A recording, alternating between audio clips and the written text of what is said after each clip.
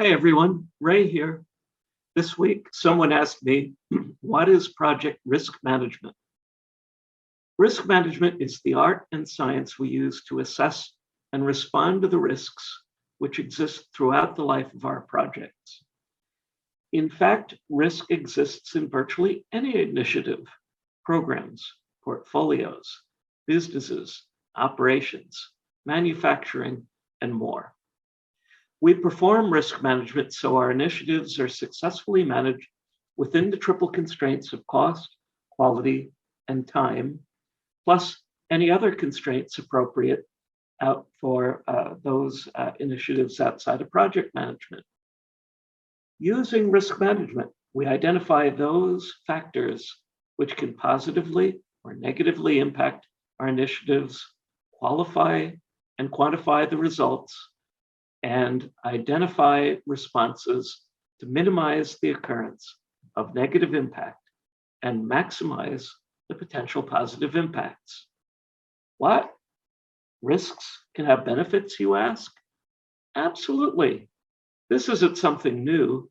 The idea of positive risks has been around for several iterations of the PMBOK guide, but the word risk itself carries a negative connotation. So a lot of times, project managers tend to forget about that. Now, risks are uncertainties, threats, liabilities, or vulnerabilities that may cause projects to deviate from their defined plans.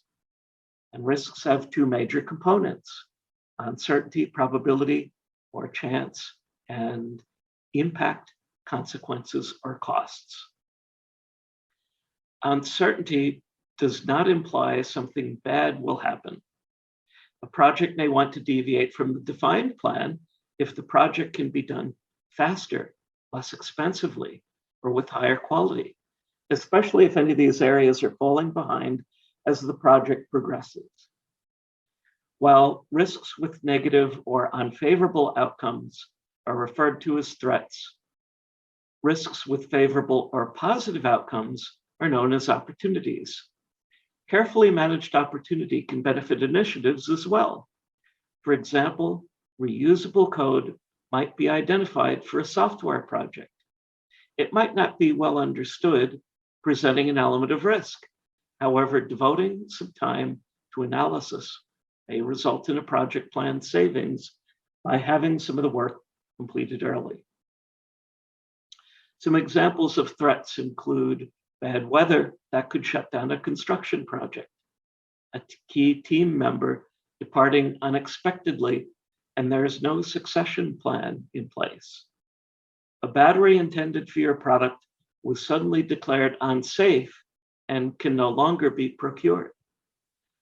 Or a lack of preventive maintenance causes a key piece of equipment to fail.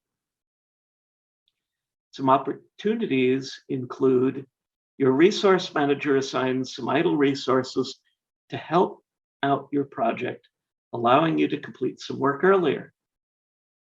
The manufacturer of a camera wants to donate one to your event project to allow you to record it without the expense of buying a new camera. You find an opportunity to renegotiate with the vendor at a lower price. Or a key project resource becomes available earlier than expected and in time to help you save your project from going over schedule. Now, issues are often included with risks. The difference between the two is timing. Issues are risks with negative impacts that have occurred. Risks have not yet happened. They become issues when a risk trigger causes the risk to happen. So we may identify bad weather as a risk for our construction project, and the day of the tornado, bad weather becomes an issue. A risk may yield a positive benefit as well, a positive outcome when it occurs. So celebration may be in order, or perhaps we can nudge things to happen in our favor so we get benefits of the opportunity. Unfortunately, too many initiatives believe they are too big or too important to fail. And at the same time, many managers dislike discussing negative things.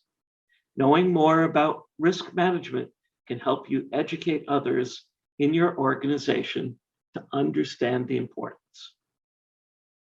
Want to learn more about risk management?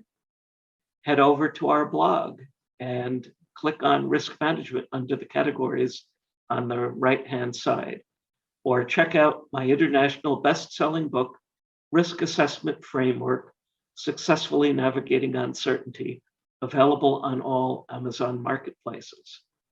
And if you have a question about risk management or other aspects of project management, please be sure to drop me a comment below. Thanks, everyone. Hope to see you next week for another project management tip.